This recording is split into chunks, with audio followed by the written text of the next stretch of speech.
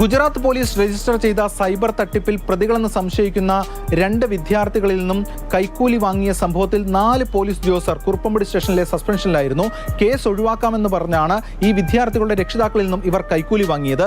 ഈ വിവരങ്ങളുടെ അടിസ്ഥാനത്തിൽ വിജിലൻസ് സംഘം ഈ കുറുപ്പംപടി സ്റ്റേഷനിലെത്തി ഒരു സർപ്രൈസ് ചെക്ക് മിന്നൽ പരിശോധന നടത്തിയിരുന്നു. തുടർന്ന് ഈ ആരോപണങ്ങളിൽ പോലീസുകാർക്കെതിരെ ഉയർന്ന ആരോപണങ്ങളിൽ കഴമ്പുണ്ട് എന്ന് ബോധ്യപ്പെട്ടു.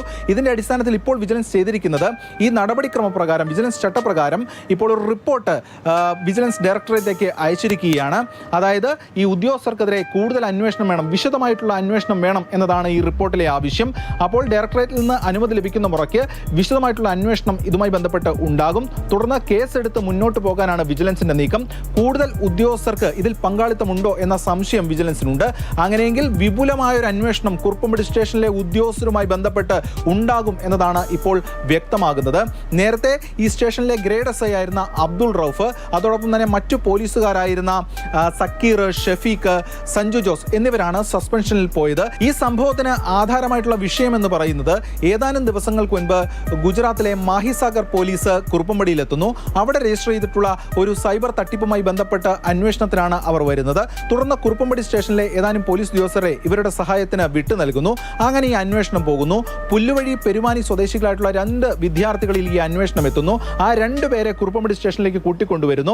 അതിനുശേഷം പോലീസ് ഉദ്യോഗസ്ഥർ പറയുന്നു, നിങ്ങൾ ഈ കേസിൽ പ്രതികളായി വരുന്നവരാണ്, നിങ്ങളെ ഗുജറാത്ത് പോലീസ് കൊണ്ടുപോകും, ഈ കേസിൽ നിന്ന് ഒഴിവാക്കണമെങ്കിൽ പണം വേണം എന്നതായിരുന്നു ആവശ്യം. അങ്ങനെ ഏകദേശം 8 ലക്ഷം രൂപ ഈ വിദ്യാർത്ഥികളുടെ രക്ഷിതാക്കളോട് ചോദിക്കുന്നു. തുടർന്ന് 6,60,000 രൂപ വാങ്ങി എന്നതാണ് ഇപ്പോൾ ലഭ്യമായിട്ടുള്ള വിവരം.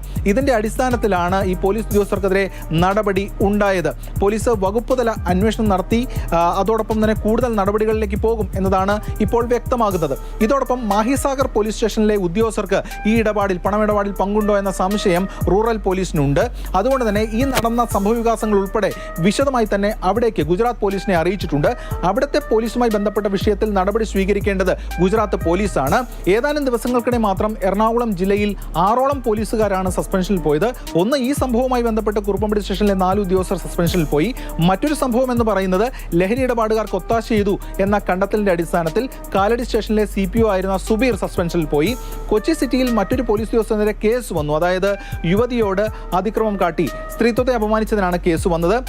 പള്ളുരുത്തി സ്റ്റേഷനിലെ CPO ആയിരുന്ന വിജേഷിനെതിരെയാണ് കേസ് വന്നത്. അങ്ങനെ ആ വിജേഷും സസ്പെൻഷനിൽ പോയി. എന്തായാലും ഈ കുറഞ്ഞ ദിവസങ്ങൾക്കുള്ളിൽ ഇത്രയധികം പോലീസ് ഉദ്യോഗസ്ഥർ സസ്പെൻഷനിൽ പോയത് സേനയ്ക്ക് നാണക്കേടായിട്ടുണ്ട്.